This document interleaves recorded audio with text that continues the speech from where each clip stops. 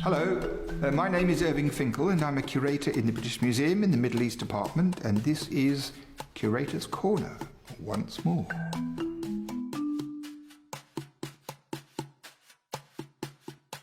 Okay, so today we're going to talk about demons, ghosts, sprites, things that caused trouble to ancient persons in Mesopotamia, and how those who thought they could deal with them dealt with them. So they had a rather interesting system that applied in Mesopotamian culture, that's to say the Sumerians and especially the Babylonians and Assyrians after them, because human beings, when they were born, they were kind of put under the protection of a particular god. And this god had responsibility for you as you grew up and went through life. Now, this is rather a nice system, but the trouble about it is that the Mesopotamian view of deities was modelled on their view of the human race, which, of course, has the result that the individuals are unreliable, they tell lies, they are adulterous, they get drunk, they get bored, they get easily distracted, and the gods did the same. So this meant that it wasn't 24-hour coverage. And this had a bad consequence, because there were lots of things that largely you couldn't see, which were waiting to zap you. And if you've been abandoned by your personal deity, or you've been particularly unpleasant in your behaviour to somebody else, they might come for you. So some of these demons are very identifiable. The choicest one is called Lamashtu, and this Lamashtu is a lion-headed female who's depicted on stone amulets, suckling a wolf and a dog, with snakes riding on the back of a donkey in a boat. And sometimes the carvings are very complicated, so they knew exactly what she looked like, but they knew precisely why they wanted to have nothing to do with her, because her interest was in children, babies, pregnant women, and so forth. And there's some very poetic texts which talk about the Lamashtu prowling down the street and sniffing through all the door jambs and trying to see if there's a new baby there, because she would sneak in and devour it. So she, Lamashtu, is intelligibly to be seen as the personification of the danger of childbirth, which, of course, in ancient times and often subsequently has been a very hazardous thing for women.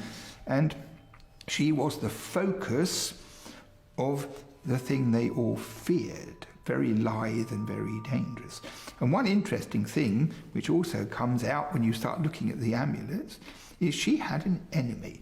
And this enemy was called Pazuzu. And Pazuzu is very ugly, grotesque face. And when you see a Pazuzu, you think, it must be evil, must be something I don't want to have anything to do with. But it's just the opposite, because this Pazuzu, the sight of his face was enough to drive Lamashtu away altogether. We've got some very good amulets which will show you this. And clearly, if Lamashtu saw him through the window, she would go away. Now, we don't know why the sight of this Pazuzu should have had such an effect on Lamashtu, but I have a personal interpretation of it, which is the following.